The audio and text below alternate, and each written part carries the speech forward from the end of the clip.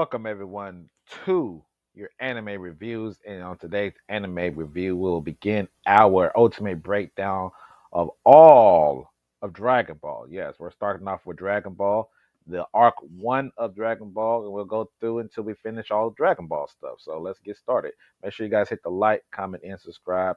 That will help out the video greatly and help me out to continue making videos. Let's be honest here. So let's start off with Dragon Ball. So Dragon Ball Arc One, which is the Emperor Pilaf arc. Yes, Emperor Pilaf was the very first villain of the Dragon Ball universe. With him being the first one, this covers episodes 1 through 13 in the anime and chapters 1 through 23 of the manga. So we get introduced so much stuff here, so much stuff that happened, so much details that happened that we're just gonna talk about. We're gonna talk about it right here in this video. So first of all, we get to meet Goku. We get to meet Goku with the monkey tail and the magic stuff that lives alone in the mountains with no. That's about it. That's pretty much it. We don't really know much about him. Whenever Bulma pulls around, she realizes Goku has the four-star Dragon Ball, which something that Goku kept because of his grandfather who had passed away, and a backstory that we'll probably get to at some point. We'll probably get to at some point. But with that being said, Bulma asked Goku to come team up with him to go look for the Dragon Ball so they can pretty much make the dragon appear and make a wish. Something that Goku didn't know nothing about until later on in this arc, of course. With that being said, with that being said, we continue. We joins. We go through the thing. I forgot to add in that in the beginning of this, Bulma did try to shoot Goku, and it just didn't do nothing.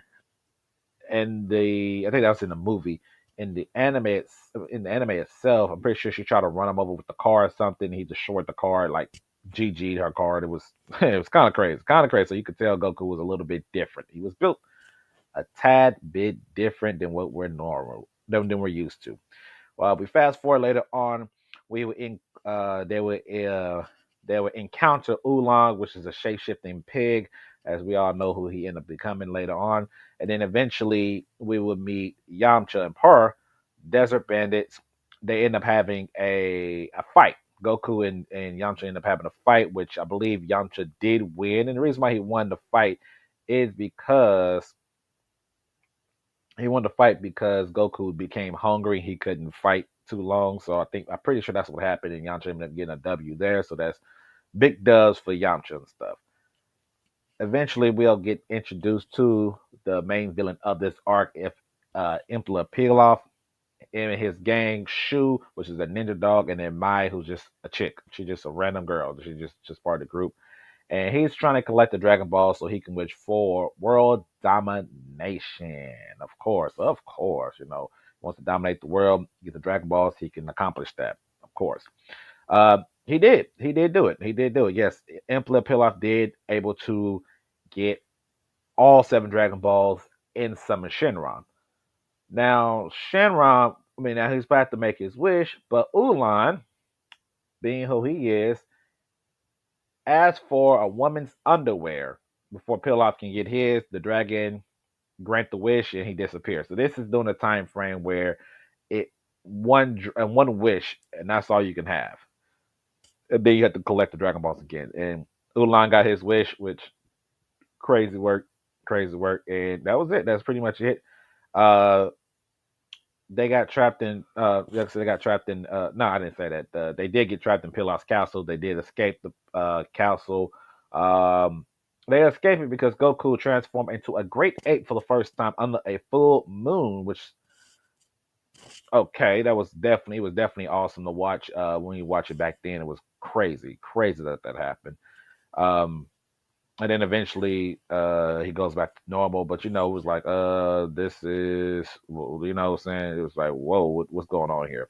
But overall the first 13 episodes is good to watch through, get a little bit silly and stuff, get the what is this adventure is about to be, the adventures of Goku and Bulma. Pretty much we got to introduce the Dragon Balls and Shenron to showcase that the mystical powers that is in the Dragon Ball Z in the Dragon Ball universe. And then not only that, but We got to see Yamcha be. This showcased the early stages of Yamcha and how strong he will become throughout the series. Of course, their friendship and stuff starting up. Goku making a bond with everybody, just having this bond with everybody very early in his life, very early in his life. Fun, entertaining, definitely enjoyed it. That's just me though. I think during this time frame, not during this time frame, I wasn't watching. I'm not that old. Oh, I'm not that old. But what's it 2 or 3 years back I manga read the entire Dragon Ball up into Dragon Ball Z. I didn't need to watch that because I already knew about it.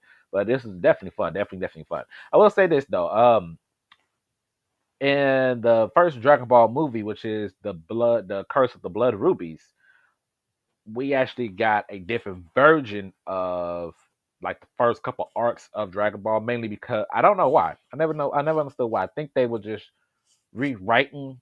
I think they had like the Dragon Ball how it came out, which you should watch. And then when they did the movie, I think the movie was for people who didn't watch the series, so they could just watch the movie and be caught up that way too. They got a different story to an extent, but it still hit on everything we need to hit on. The Dragon Balls meeting Bulma and Yamcha, um, showcasing everything that is to showcase when it came to the Dragon Ball universe. So that's still good though. You know what I'm saying? The movie is cool too. The movie is cool too. So, but overall, definitely I guess I could give it a B plus for arc one. B plus for arc one. Like I said, we get introduced to a lot of stuff happening within 13 episodes. We get Goku. We follow his adventures, him and Bulma. We realize Bulma ain't ish, early on with that introduction. So kind of give a different change to a lot of people who probably think Bulma was this whatever y'all think Bulma might have been during that time frame. And in reality, she was really a selfish person that was trying to get wherever she needs to get by using other people to get that. You know what I'm saying? That's the real reality. Um, Lighthearted Goku, of course, that's always great to see. Um, Kid mode, perfect, perfect, perfect, perfect, perfect, perfect. Seeing Yamcha in action, always awesome. Olan having his little fun moment. It's just everybody. It's the humble beginnings of the Dragon Ball verse, and I love it. So that's it for me. This is Arc One, the Pilaf saga. The next video will be Act number two, Arc number two, and we'll just keep doing it. We're gonna go through the whole Dragon Ball verse. So we'll go through Dragon Ball. We'll go through Dragon Ball Z. We will do we would do Super, and then we'll do GT, or we might do GT, do Super first. Whatever y'all think. Whatever y'all think. If y'all think GT should come before Super, so we can talk about that by itself, we'll do it. If not, we will stick with Super, then go to GT for the side thing, and then Daima. I'll have to actually sit down and watch it, but that will be after everything is done with. Of course, you guys let me know if you guys also want me to review the movies, the Dragon Ball movies. If you want me to do that, let me know down in the comment section. If you don't say anything, I'm not going to do it, people. I'm not going to do it. So hit the like, comment, and subscribe. I will catch y'all on the next one. Welcome, everyone, back to your anime reviews. We're starting on Arc 2 of the Dragon Ball breakdown. And we are focusing on the 21st Tenkaichi Budokai Saga, aka the first World Martial Arts tournament of the Dragon Ball series. Sorry. This will cover episodes 14 to 28 in the anime, and then in the manga chapters, this is 24 to 54. So there's a lot of things that happen in this entire arc. So let's go ahead and get started. I might have to do something different because I don't want to get hit with no more copyrights from um, you know, you get copyrighted for a lot of stuff. You know that nowadays. Hope y'all know that. If you not know that, now you know that. But let's get that started here. So what are we focusing on this time? First of all, we're starting off training with Master Roshi. So in the very few chapters or episodes when you're watching, after Goku left, split with Bulma and everybody else that he met from Arc One, we go on and he's looking for he wants to train. Now he feels like it's time to train to get stronger and stuff like that. With that being said, he would run into Master Roshi. And then when he meets Master Roshi, he ended up meeting Krillin also. And Master Roshi agreed to train both of them in world martial arts. Now, despite that, the training that Master Roshi does give them is something different, little community, it's comedy a little bit, but it actually helped endurance and showcase stamina and showcase so many different things that normally you wouldn't see. We're talking about hauling milk, farming, construction, swimming from sharks, so many different stuff too. That's not just based off of just straight up hand to hand fighting, combat, and stuff like that, which is good. This is always good. So after meeting Roshi and Krillin, him and Krillin begin. This is where Krillin and Goku's friendship really started up, right? It really started up right here, and this is how their friendship get to getting. This will also lead on to the 21st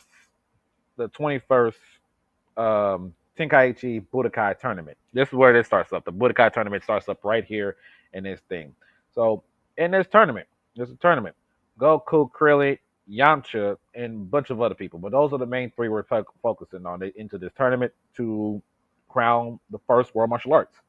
The first rounds and stuff like that. It was the first time we get to see the crowd, the announcers, the format structure, everything that you want. So this will become a staple in the Dragon Ball universe, you guys. This becomes a staple. The tournament becomes a staple, and it starts off right here. So, fights. A lot of fights that happen in this. Pretty much a lot of this stuff was just one-sided fights. Quite honestly, kind of comedy characters a little bit. Goku fought a guy who had strength and gum-like techniques. Krillin fought a guy who smells so badly, but since he has no nose, doesn't affect him at all.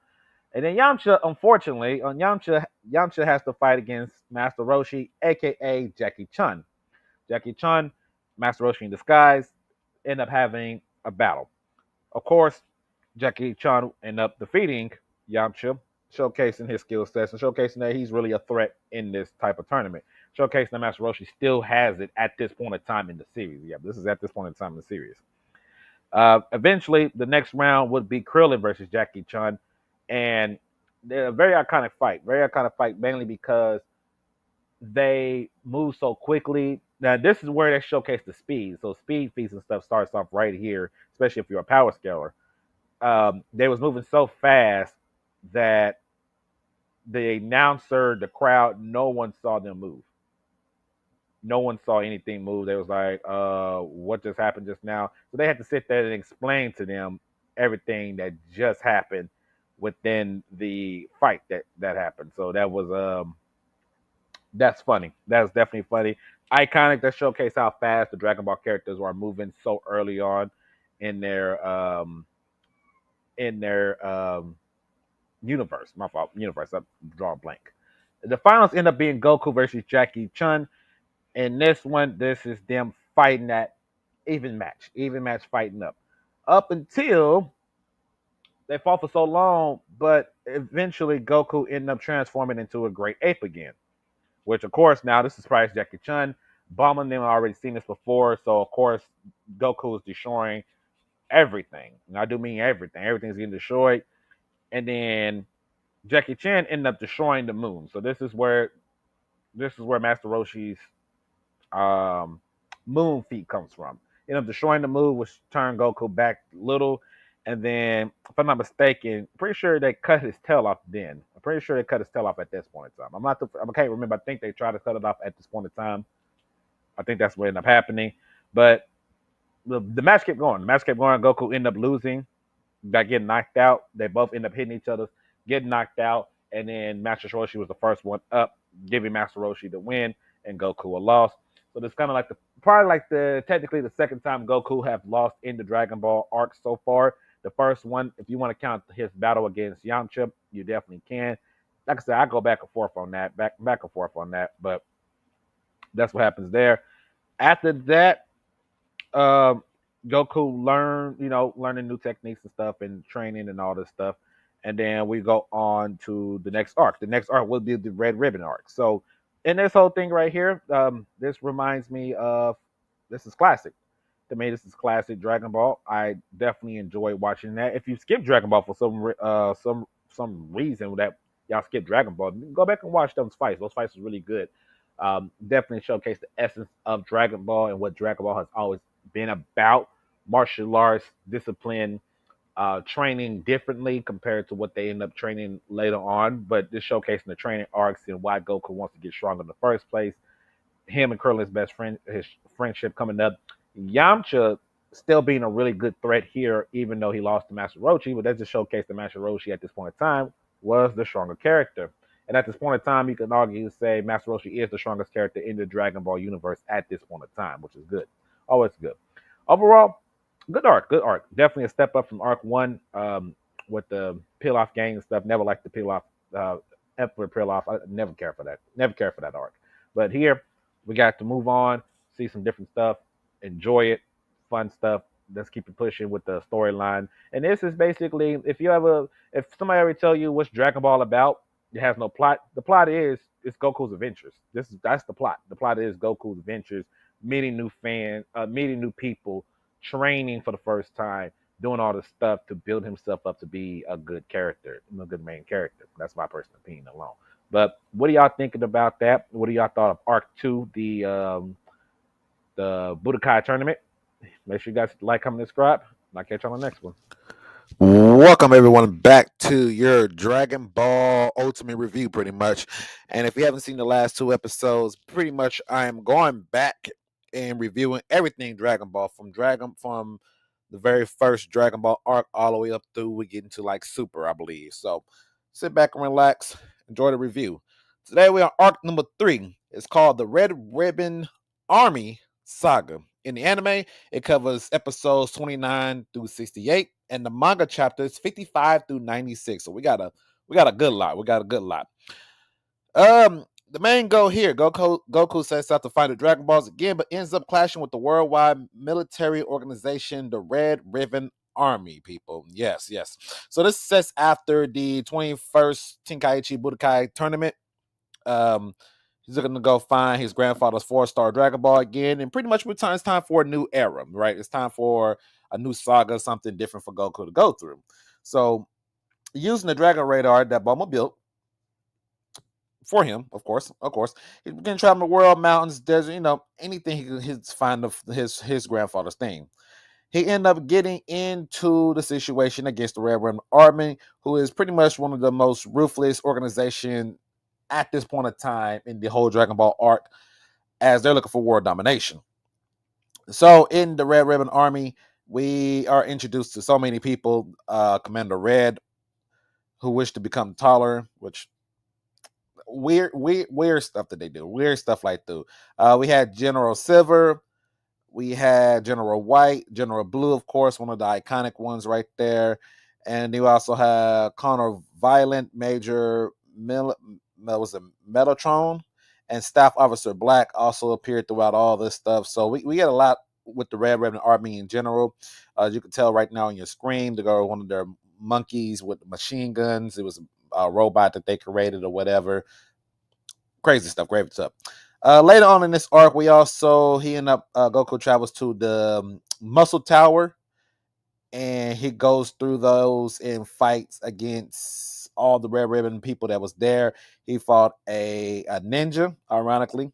A shout out to y'all.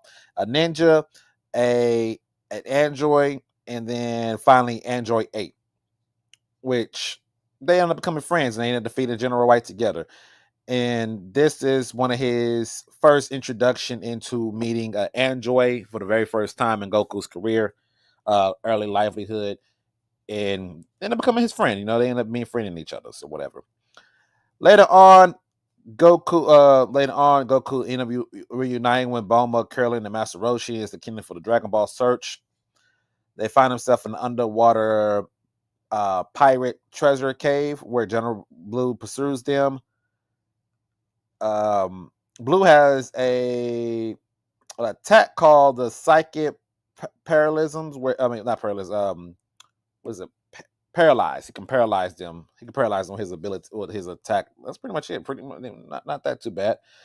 Later on, when they go to the Penguin Village, we end up getting and meeting our first gag character, which is Ariel from Dr. Slum, one of one of Akira's, one of his creations or whatever. End up meeting them. They have a little crossover right there to showcase that she's a GAD character and how strong she is compared to anybody in Dragon Ball. So literally one of the strongest characters being introduced in the Penguin Village. Shout out to them. And then at the final battle against the Red Ribbon headquarters, Goku takes on everybody. Literally, he does majority of that anyway. Takes on everybody, defeating everybody, and end up getting. I'm pretty sure he ended up getting the 4-star Dragon Ball back. He gets all that back. So, what does this arc do? What did this arc do? So after after our very first 2 arcs, well, our introduction arcs to the Goku universe, to the Dragon Ball universe, and then the World Martial Arts Tournament, the 21st World Martial Arts Tournament. Here in this, we got to look at expanding the world of Dragon Ball. We find out about the Red Ribbon Army and how much stuff they actually control. And not only that, that sets up into future conflicts in the Dragon Ball universe, especially in Dragon Ball Z, where the Red Ribbon returns because of Goku able to defeat all those characters over there. We end up getting that. It's expanding the Dragon Ball world. The Dragon Ball world expands. Goku, showcasing Goku's pure heartedness in general, turning Aider, aka Android 8, into one of his closest friends. It's fun adventure. We get to see a lot of stuff. We get to see Goku grow. We get to see the GAD character debut. She makes her debut, which is still kind of crazy to say me, but action-packed, story-driven, a lot of things. Like I said, it covers a lot. That 55 through 96 chapters. Oh, that's a lot to cover right there. I didn't realize how much.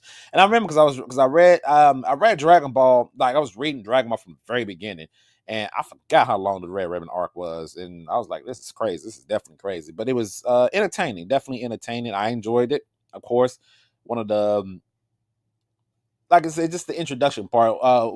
We get paid later on in Dragon Ball Z with the whole entire Dr. Jiroy and them and how all that's created and stuff. So everything starts right here. So like I say, if you got people that never watched Dragon Ball for whatever reason, and they're like, oh yeah, this da da da, well, you didn't see the beginning. You didn't see the humble beginning that we went through as Dragon Ball fans. You know what I'm saying? And this is your duty to do that. So enjoyed this very fun episode. Well, not episode, very fun arc in general. Expanding the world of Dragon Ball is always wonderful to see, and we get to continue to see Goku grow not only as an individual but as a character. His strengths, his friendships, how Goku starting to become more effective from everybody. How everybody's loving seeing Goku reappear multiple times already, and this is, man, definitely enjoy it. But that's it. That is the end of this. This is the end of this review right here. This is the Red Ribbon arc. The next arc, I'm pretty sure the next arc is the build up to Fortune Teller Babidi, and then getting ready for the next tournament arc in general and stuff. But make sure you guys hit the like, comment, and subscribe for more of the Dragon Ball arcs. I'm gonna keep spreading them out, but I'm gonna keep getting into it. Because once we get done with the entire Dragon Ball thing, I will probably. No, I won't say that. But after that, we'll just go to the next one. We're doing on the big animes now. But I'll catch you on the next one. Sorry to keep y'all waiting, all you Dragon Ball fans out there, but we are continuing our Dragon Ball reviews, where I will review every single arc of Dragon Ball Z, potentially GT and Super. And I don't know about the movies, but basically we're gonna go through all of them. So first off, before I even get started on this interview, shout out to Saiyan Realm. That's his name. That's the channel name, where they are uploading these arcs as movie styles, which has helped me tremendously because you guys know copyright sucks. So shout out to them. Shout out and go subscribe. Go watch some Dragon Ball. So we are on arc 4 of Dragon Ball. This is the Fortune Teller Babidi saga, right? This is a very interesting one. This covers episodes 69 through 83 in the anime and chapters 97 through 112 of the manga chapters. Now, before I even get too deep into this, I'm not going to lie. There's a lot of stuff I just zoned out when I was reading this one. I really don't remember a lot of stuff that happened in this arc at all. I just remember Grandpa Gohan. That was about it. Everything else, Hey, I don't know what to tell you. I just zoned out, I guess. I don't know what happened. Let's talk about it. After defeating the Red Ribbon Army, Goku has collected 6 Dragon Balls but can't find the last one. To locate it, he visits fortune teller Babidi, a mystical old woman who can find anything for a price. When Goku can't afford to pay her fee, she offers him a deal. Defeat her 5 fighters and she'll reveal where the final Dragon Ball is. Now don't forget, Babidi is also Master Roshi's sister. You gotta know that. So in this, we are looking forward to 7 Dragon Balls. So he's reunited with Krillin, Yamcha, and Master Roshi. Learning about Master Roshi's older sister, who can see anywhere in the world with the crystal ball. Babidi lives in a strange palace surrounded by monsters and magic. So this is kind of like our introduction to magic, I guess you can say. I don't right. I feel like that's what our introduction to magic is right here in this arc, give or take. Babidi's 5 warriors that they had to defeat in battle to get this. It was Fangs, the vampire, which is a vampire-like bat-like vampire who drains blood. Alrighty, that's a choice. The next one was See Through, the Invisible Man. The next up was Mamiman. I mean, like I said, you got the first 3 rounds are pretty much this gag character. Not even gag characters, they're just filler characters, let's be honest. Next up was Dever Man, who also made his appearance in a lot of the early Dragon Ball games and stuff, which when he uses his Devil Might Beam, which amplifies the evil inside an opponent's heart to destroy them. So basically he can solo a lot of the villains in Dragon Ball in general with his attack. But since Goku is completely pure hearted, he's immune to it. So Devil Man he's useless after that. After that beam, he's pretty useless.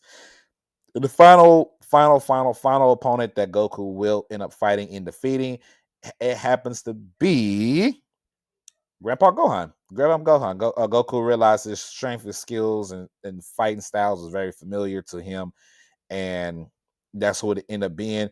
Now, she was only able to bring back Grandpa Gohan's spirit just for a little bit from the afterlife, and he had to return back. But it's just a heartwarming moment to see Grandpa Gohan and get to see how much Goku has developed since for a very long time. And as you can tell on your screen right here, I'm gonna go ahead and fast forward some of these a little bit. But there is the vampire bat, which Curlin has to deal with. I'm saying paused at my fault. We're gonna fast forward a little bit. The little kid right there is the reason why they are looking for the Dragon Balls to try to bring back his father, who had passed away, or he was killed, if I'm mistaken. I want to say, I'm pretty sure he was killed. I'm pretty sure he was killed. There's Mamiman that Yamcha is dealing with.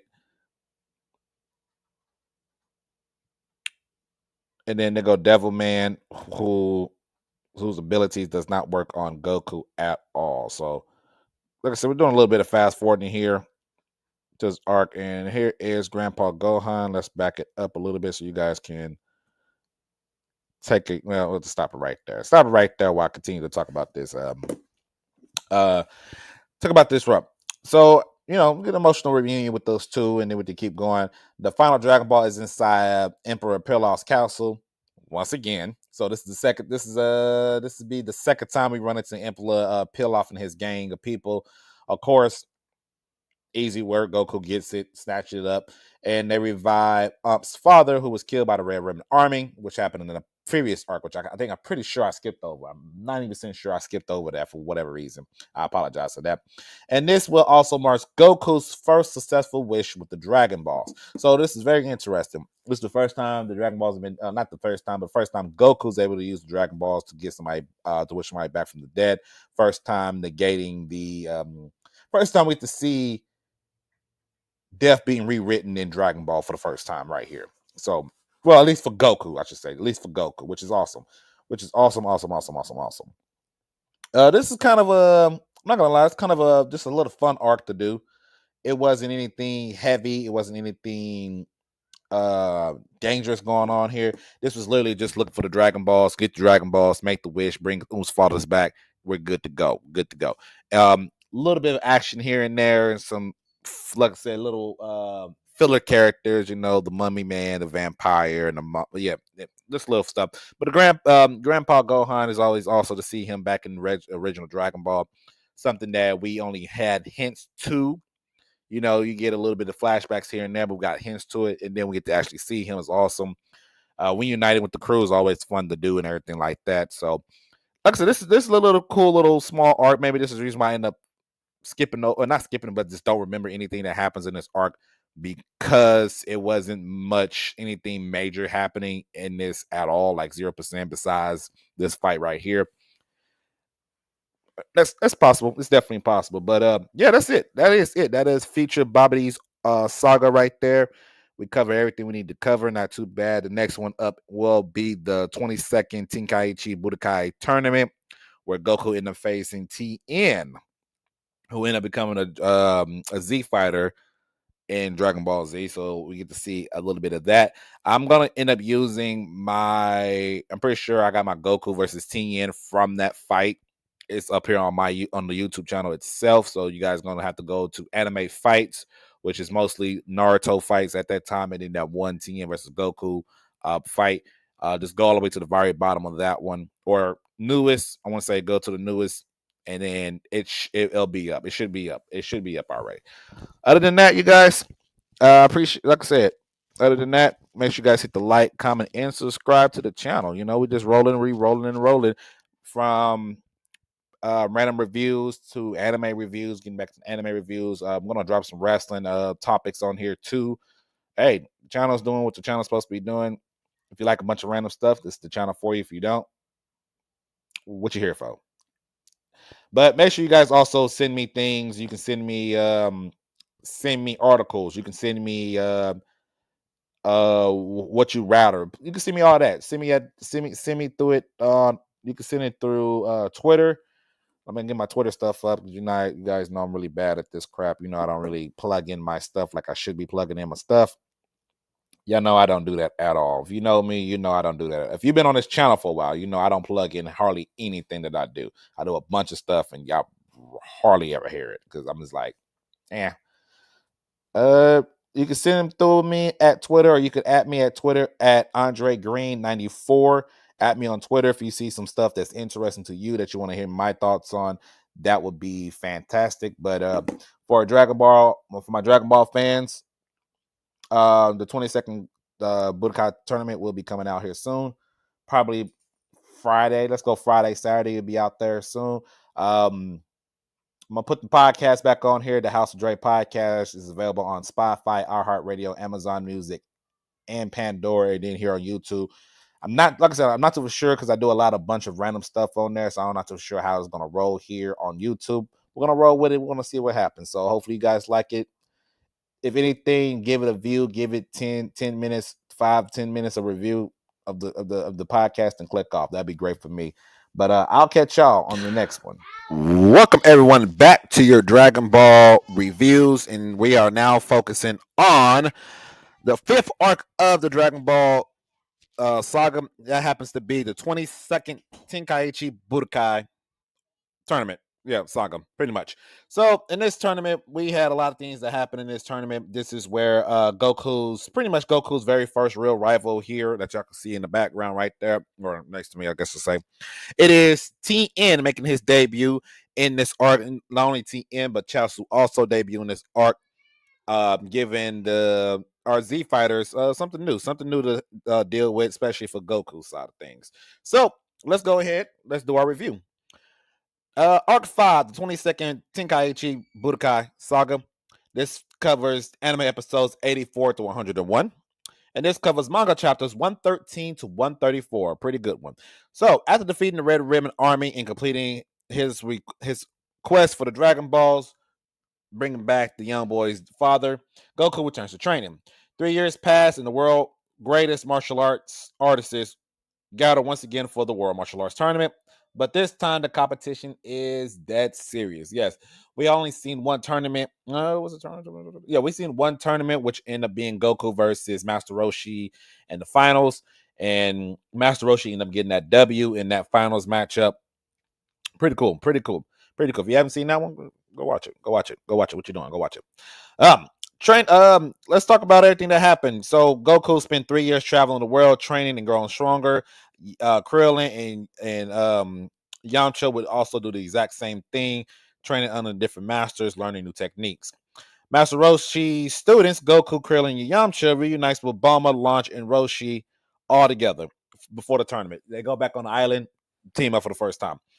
I believe if it's either this one, it's either this tournament or the next tournament after this one, where Master Roshi officially says that he can no longer compete in these tournaments because his students have surpassed him. By the way, like I said, I don't know if it was in this one or the next one. It's one of the other. I haven't. It's been a little bit. It's one of these tournaments though.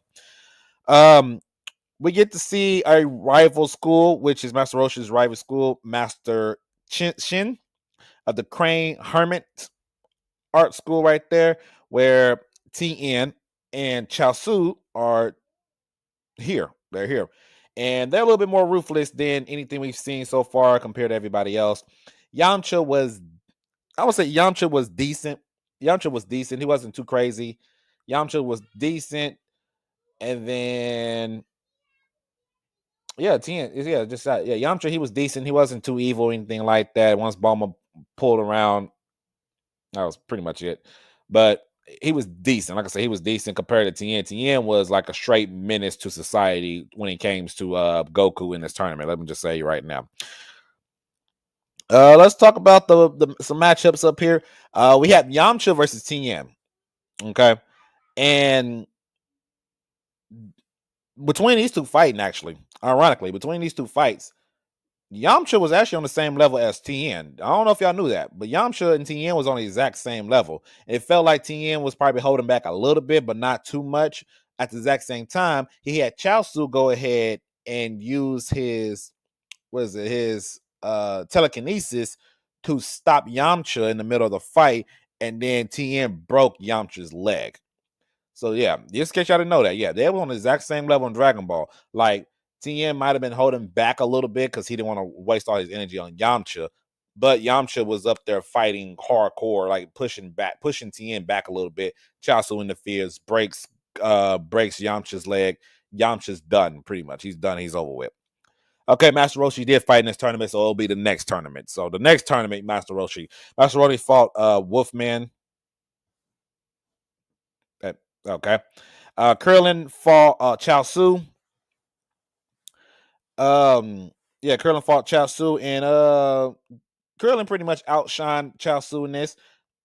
Chaozu used his telekinesis, but some I think some comical happened. I forgot what it was. It was something comical that happened in that fight up. That was kind of crazy. And then of course Goku wins his against pretty much nobody. Tien versus Master Roshi. And before the fight actually really get deep into the fight crazy like that, Roshi senses that Tien wasn't truly fully evil as we thought he was, because he kind of played that character, but he really wasn't evil like that, especially after the Yamcha fight, which is kind of crazy to say. So with that being said, Master Roshi ended up forfeiting the match. AKA Tien pretty much surpassed Master Roshi. So this is right here. So right here tells me that Master Roshi got surpassed already. It was just a build up to it. So that's my personal opinion. And then Goku versus Krillin, they had their matchup, really, really fantastic matchup. But Goku did barely beat Krillin, once again showcasing that Krillin was killing and Goku at this level. Probably on the exact same level. Goku might be a tad bit stronger, just a tad bit. And then, of course, the finals, it is Goku versus Tien. Crazy, fantastic matchup. We got to see the real version of Tien for the first time. I feel like this is the only time we really get to see a really good version of Tien until the next tournament arc. Tien does really well. And then Dragon Ball Z, he did an impressive showing against Nappa. Wasn't going to beat Nappa, but impressive showing against Nappa. And then his one moment against Second Form Cell. and then kind of he got pushed to the side. I think Tien is one of those characters. In my personal opinion, Tien becomes very underrated considering how powerful he is, and he's always training and stuff. And they don't never take advantage of that. I think that's one of the biggest mistakes in Dragon Ball was not taking more advantage of Tien and giving him maybe maybe that same boost that Krillin got. Krillin's potential got unlocked, and now people think Krillin was stronger than Tien. I don't think so. I think Tien was still on the same level as Krillin, despite his potential not being fully unlocked. At the exact same time, Tien does run a school. He runs his own martial arts school, so he's always training. So he's always at peak performance. Krillin has had some down moments throughout his life, so I still feel like Tien is underrated. I always say Tien was the stronger. I always said Tien was the strongest non-superpower human in the whole show. Like not superpower, but among the Z fighters, I always say that Tien is one of the stronger ones because he never stopped. He kept going. He kept going, in my personal opinion. But in this matchup at the very end, Goku, Tien ended up winning this one. They ended up having a drop to the sky part, and Goku ended up hitting the ground first before Tien did. So Tien ended up getting that win over Goku. So yeah. Literally, it was literally close by. After that, Tien pretty much becomes a good guy. He becomes a good guy. He becomes a good guy finally, and yeah, we get to see the progression of Tien. After the whole tournament, after everything has gone to the next to the tournament and stuff, we found out Krillin gets killed. Yep, Krillin gets killed at the very end of this. At the very end of this, and somebody took the tournament's tournament participants list, and that just starts up everything. That starts up the whole next arc, which will be the Demon King Piccolo's arc. So that will be the next arc that we will be covering in our reviews. Overall, fun, fantastic. I definitely enjoyed it. Of course, I'm a big time Dragon Ball fan. Dragon Ball Z was good too, but I like Dragon Ball more because of the adventure side. We got to see a lot of the adventure side as a young kid for Goku more than anything. The tournament was really good. I enjoyed the tournament. The fight matchups and stuff was just clean, perfect, kind of like the way I like them anyway. No, really, not really controversial. Just seeing Chaozu being useful. That's impressive for me. That's impressive for me. Disrespectful. Well, yeah, disrespectful. But seeing him being useful makes this even better. Overall, good arc, definitely good arc. Segue to probably the most serious and most darkest moments of Dragon Ball is the Demon King Piccolo arc, especially with Krillin being killed at the very end. That's crazy. But we'll get there. Make sure you guys hit the like, comment, and subscribe. And I will catch y'all. It should for the next Dragon Ball episode. I think it would be probably Monday. It might be Monday, Sunday or Monday, one or the other. But we'll get to it. I'll catch you on the next one. Welcome everyone to your Dragon Ball review, reviewing everything from classic Dragon Ball through the Dragon Ball Z.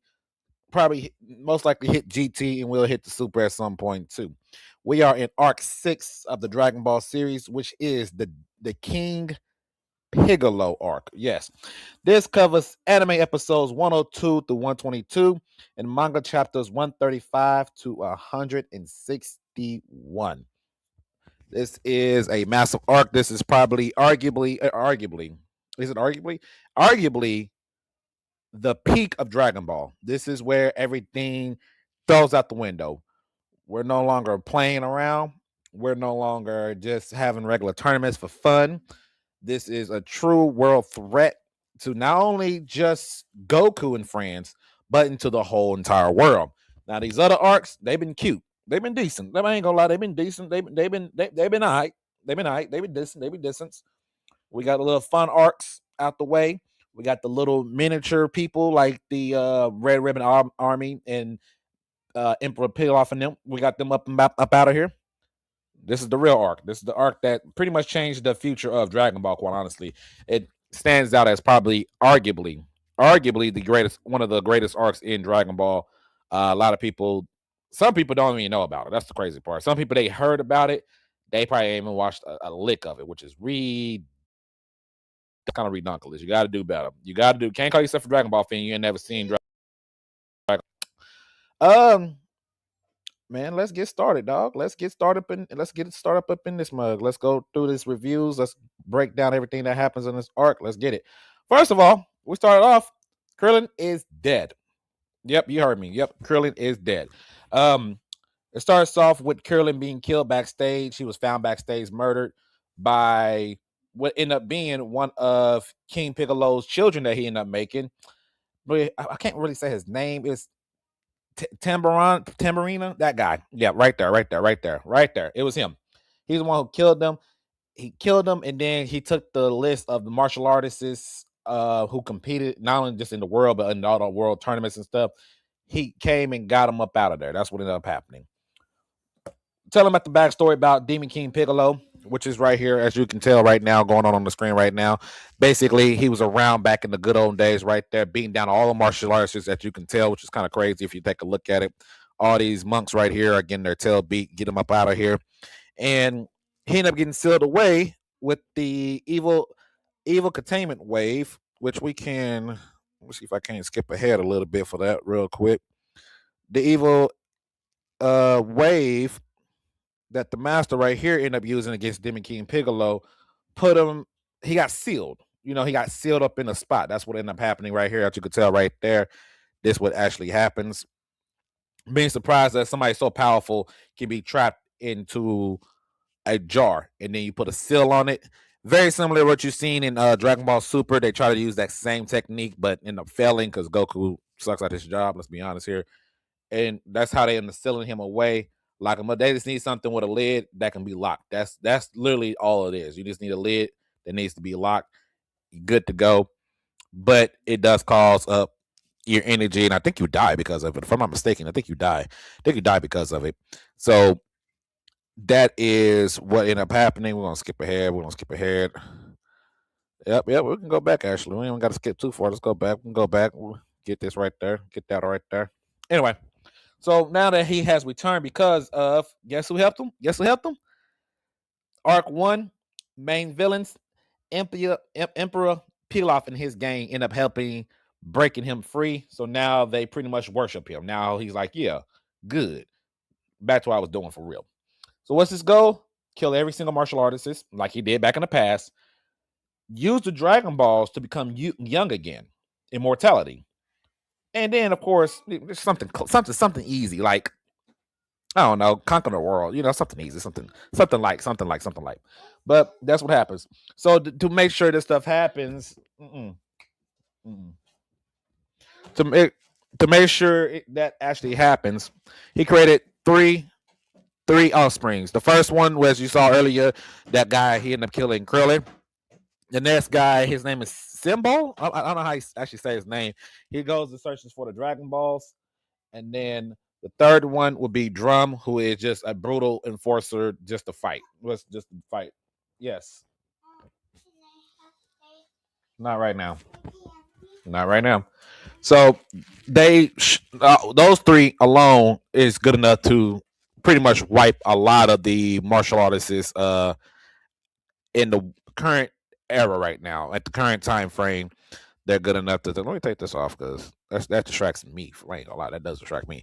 But that's what their job do. Their job is to kill all these skilled fighters and stuff, and Goku has to go and fight them against them. So, doing this, General Blue has been killed. Many fighters are being killed around. Goku defeats the one looking for the Dragon Ball. He's defeating him, and then after he defeats him, this is where Piccolo encounters Goku. So this is the first time Goku gets to actually fight Demon King Piccolo. Demon King Piccolo is he pretty much just wipes Goku, quite honestly. Goku tries his best, but it's clearly a power gap between the two during this time frame. This is young Goku. Hasn't gotten any master crazy training just yet. Not yet. But of course, you fast forward a little bit later on.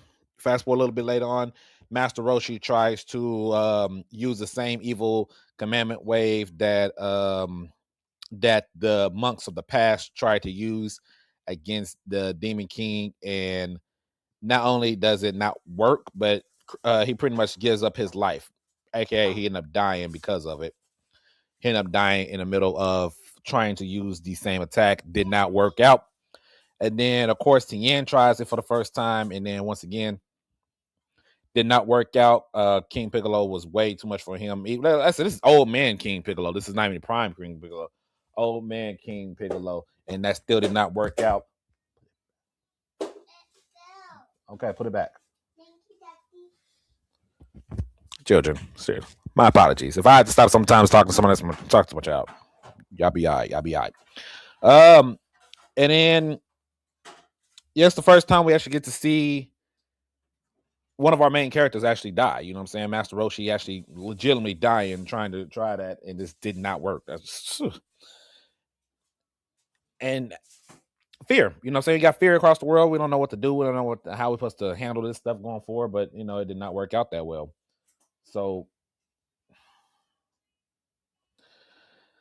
next up, we get Demon King Piccolo ended up grabbing all the Dragon Balls and making his wish. His wish was for eternal youth, aka going back to his prime, aka the most dangerous. Put it back. Put it back. Go put it in the trash now. You're distracting me from my work. Go.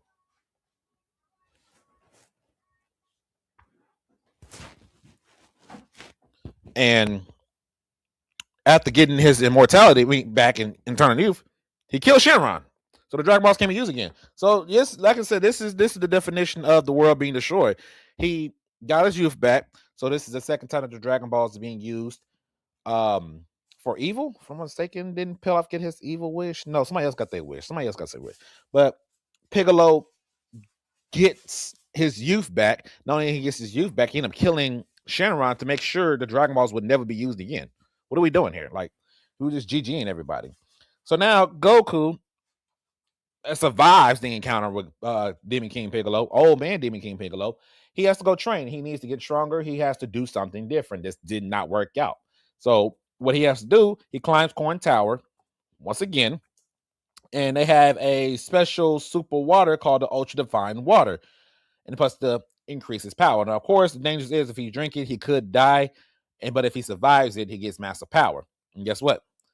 He survives it. He gets master power, and with him getting master power, he can now go ahead and challenge Demon King Piccolo for the ultimate showdown. This has become one of the most iconic fights in all of Dragon Ball, and it's awesome fight, quite honestly. If you have not seen it, you have to, like I said, you guys have to go out and watch these fights, man. Y'all be chilling. Y'all Dragon Ball fans. Y'all call yourself Dragon Ball fans, but then you don't go watch art. You know what I'm saying? You got to go watch this stuff. This stuff is really good.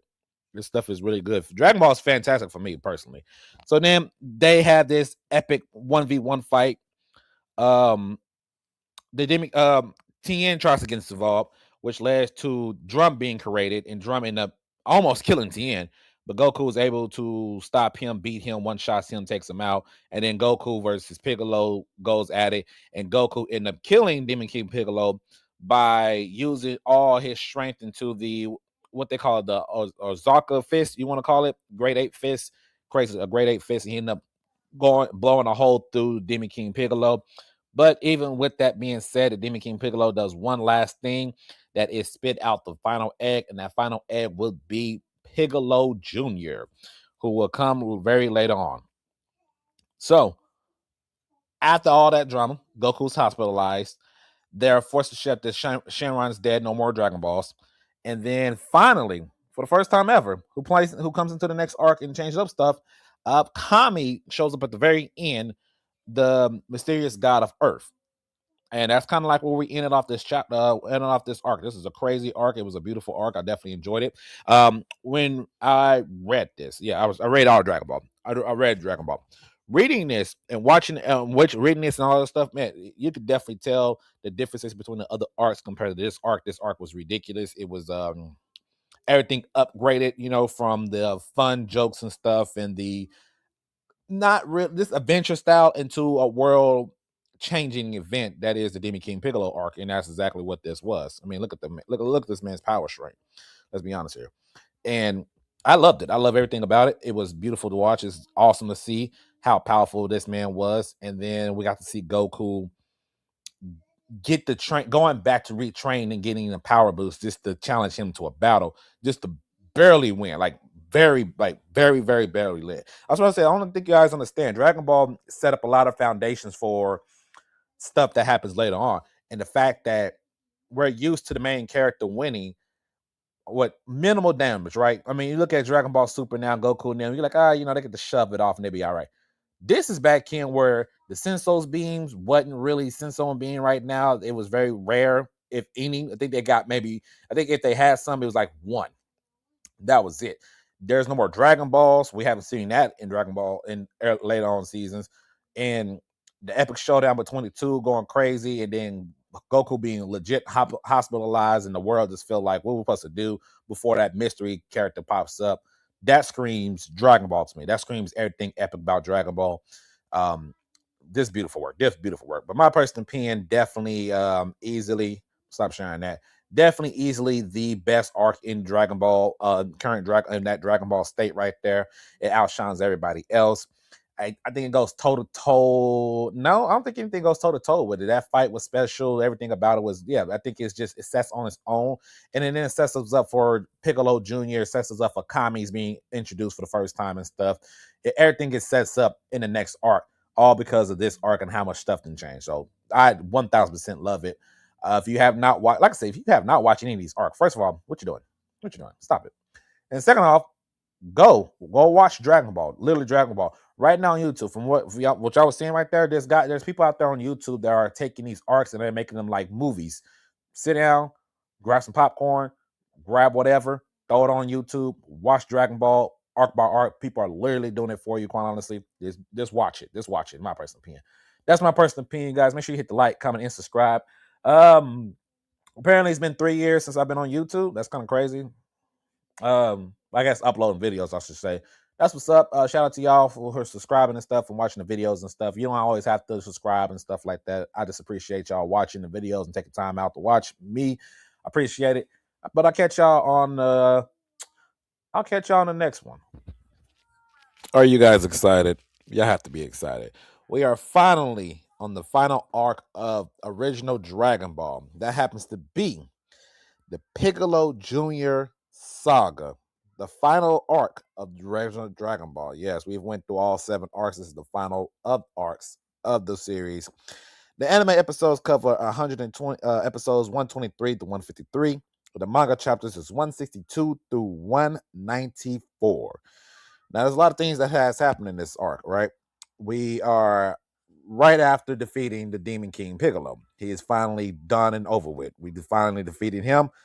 But what we did not know, or Goku did not know, is that the King Piccolo went ahead and spit out one last egg. That last egg became Piccolo Jr. Yes, so now he's in the world with the same ambitious as his father, looking for revenge against Goku and everything. So he has all those memories and stuff is all right there. Yep. Let's get started. So we end up meeting Kami. Kami pops up on Goku, and he reveals that he is the guardian of the Dragon Ball world. He guards the world of Dragon Ball. So with him now being effective in play for the first time in this entire series or so, this is the first time that we actually get to see him. He went ahead and created some new Dragon Balls. As y'all remember, the Demon King Piccolo did destroy Shenron after using the Dragon Balls. He destroyed him and killed him and got him up out of there. So we didn't have no more Dragon Balls, no more wishes, none of that stuff is all gone. So now with Kami being here and he created new Dragon Balls, he also revealed his origin stories. You know, him and King Piccolo was one person, and then they split up into one is good, one evil, whatever. And now that the Dragon Balls existed, now we can start making wishes again. Cool. And then the wish they end up getting is restoring everybody back who's been killed by King Piccolo, meaning, yes, both Krillin and Master Roshi are restored to life, which is cool. Awesome. Now it's time for a training arc. So Goku will leave for about 3 years to train under Kami and Mr. Puppo. Now, ironically, some of y'all might not know this. Ironically, those 3 years, everybody goes trains because the next World Martial Arts Tournament will be beginning in 3 years. But the stuff that they showed in the anime, non-canon. Non-canon in the anime. It's non-canon. So him training with them is non-canon. We don't actually get to see him train. We just know that he went to go train with Kami and Mr. Popo, and we won't know what he does until he comes back. In the manga wise, we know he's off training. Krillin goes train, Tien goes train, Yamcha goes train, everybody goes train. But we don't get to see them actually fully train in the manga. We just get the time skip to the 23rd Tenkaichi Budokai tournament. So anybody that's gonna use the feats that he dodged lightning, he did all this stuff, yeah, non-canon. I'm sorry to tell y'all, but that's what happens. Y'all, you gotta manga read this stuff. So it is now. Fast forward 3 years later, it's time for the World Martial Arts Tournament once again. This is the 23rd versions of this. This 3 years, everybody has trained up. This will also be in this tournament here, in this one right here, in this one. It was this one. In this tournament right here, Master Roshi has admitted saying that everyone has surpassed him. So Goku, Krillin, Yamcha, Tien have surpassed Master Roshi as a fighter. He said he can't do nothing. He can't train them. He can't do anything. This is during that whole thing. He said, I can't train them. I can't do anything. I can't teach them nothing. They surpass me as a character. They're done. They're done and over with. This is over with. So that's good to know. That's why he didn't compete in this tournament, because he felt everybody else was so much stronger than him that he can't compete in the tournament no more. So that is a thing. I know some of y'all probably didn't know that, but that is a thing. Yes, he admitted that he couldn't do nothing. Shout out to General Tile right there on your screen. Hey, shout out to him. The tournament begins. Tien fought, of course, General Tile, now Cyborg. Tien one shots him pretty much. It's no competition. One competition, as you can tell. He defeats him real quick. That's how much training they've done in those 3 years. There's no competition. Another matchup, Goku versus Chi-Chi. So yes, Chi-Chi popped up on her, and he didn't even know that was her. She pops up on her. She's showcasing her small martial arts ability, showcasing that she was a fighter, that she could fight. Regular humans, nothing superpower, regular humans and stuff like that. And basically, she was mad at Goku because he forgot that he promised her that he would marry her. He forgot. Saying she popped up way earlier in Dragon Ball. Don't remember the conversation, quite honestly. But he again made a promise to marry her. And now she was getting her revenge because he's like, "You supposed to marry me." He was like, "Oh, I forgot, Chi-Chi. I'm sorry." And then he said, "I would marry." He agrees to marry her, and then he wins the match because she eliminated herself. You know what I'm saying? That's what happened. Shout out to Goku. That's funny as crap. Krillin will end up going against Piccolo Jr. And yeah, nah, you know what I'm saying? It's one of those nah. Krillin did try his best to go against Piccolo Jr., trying to probably most likely get his revenge against him, but he couldn't do nothing with him. And Piccolo Jr. and call him Piccolo Jr. Piccolo ended up beating him. He ended up beating him and showcasing he is the master threat that they'll be looking out for. And then Kami did fight Yamcha, but Kami ended up winning. Basically, Kami wanted to stop Piccolo. That's what it was. He wanted to stop Piccolo from wrecking havoc. You know what I'm saying? It is what it is. Arguably, the second best fight in this entire tournament is Goku versus Tien. Tien was able to legitimately match him for a little bit in the very beginning of their fight. And it was a good back-to-back, but Ultimate Goku does win. Ultimate Goku go in. And then Kami versus Piccolo happens, and Kami tried to use the evil commitment wave against Piccolo, but Piccolo reversed it using a special jar, and then Kami is sealed, and that was GG for him. This sets up Goku versus Piccolo for the final bout and the final fight in the entire Dragon Ball arc, which is definitely fantastic to see. See, we can't skip ahead right here. Oh, this is a funny moment between Goku and Tien right here. Goku's taking off all those weighted clothes, and they're like, why is so heavy? They didn't know he was wearing all this heavy stuff. And this is how Goku really surpassed everybody else by showcasing his speed and strength. is on a whole different level. Definitely. That was definitely a fun little moment right there. This should showcase that, Goku, you are something else. You are something else. So we're gonna fast forward this. Getting ready for the final bout. There we go. With Goku versus Piccolo 2.0. And this was a brutal. It was thought process. It was a lot of things. There was a lot of things happening to this fight. Piccolo becomes a giant size, showcasing that the Namekians can transform their body size. Goku breaks his arms and legs to keep the fighting. Piccolo almost killed thousands of spectators because he didn't care. You know what I'm saying? It's crazy. It's crazy. And then Goku refusing to kill Piccolo because if he kills Piccolo, then Kami also dies. Also, who Piccolo kept in his mouth throughout this crazy moment.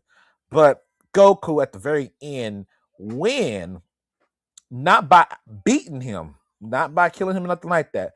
This because Piccolo fell out of bounds, and that's the end of the match. So forget everything else. That is how Goku won the entire fight, which is crazy to say. Man was barely breathing, man was barely alive, and he won that fight because of that. It's crazy crap. It's crazy. But of course, Piccolo, he lives, and Piccolo says, he's going to get his revenge against Goku. Kami offers Goku he wants to make Goku the new guardian of Earth officially. Goku said, "Nah, I just want to train to get stronger," which we get to that trope of Goku. And then him and Chi-Chi, the end of the series ends with him and Chi-Chi getting married. And that's pretty much the end of Dragon Ball. So we went through everything. A lot of stuff that happened throughout this entire arc. A lot of stuff happening. A fantastic match between Goku and Piccolo. If you have not seen that fight, I don't think you're a Dragon Ball fan. You ain't seen that fight. I'm not gonna lie to you guys. If you've not seen that fight, you're not a Dragon Ball fan. And just straight up, just being honest with you. It's a fantastic fight. It's one of the best fights in there. Like I said, him and Tien was a fun fight too. Overall thoughts on Dragon Ball, the entire arc, everything about the entire series, Dragon Ball. If I have to rate it, I'll give it probably like a crazy number. I'll probably give it like a 9 out of 10. I'm not gonna lie, 9 out of 10 for me. Maybe it might be a little bit high, probably 8.7, 8.8, maybe 9, between that and 9 out of 10. Fantastic, fantastic fights, adventure time. Well, we got to see the adventures. We got to see Goku just being himself, just being himself, watching him grow, watching him deal with people that's supposed to be world threatening, but they were really wasn't world threatening until the Piccolo arc really started rolling in. We got to see the Dragon Balls being used successfully, Kami being introduced, new allies being introduced, the humble beginnings of the Z fighters and what they do. I mean, how they all came together and how Goku got them to be part of the Z Fighter kind of group. All fun, definitely fun. Definitely a fun little anime to watch. Look for something relaxing, something to watch. Keep your mind off of stuff. Basically, forget all that.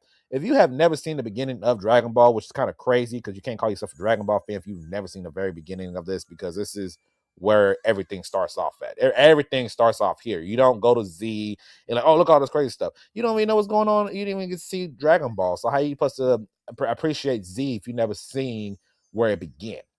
That's my whole thing. That is definitely my whole thing right there. That's a very fantastic series, in my personal opinion. Arguably, I think it's in my top 10 of animes of all time. I'm pretty sure it's in my top 10, but that's my personal opinion. That's Dragon Ball. So after this one, I'm going to go ahead and put them all together so you guys can just watch it if you want to just watch it all the way through. Part art.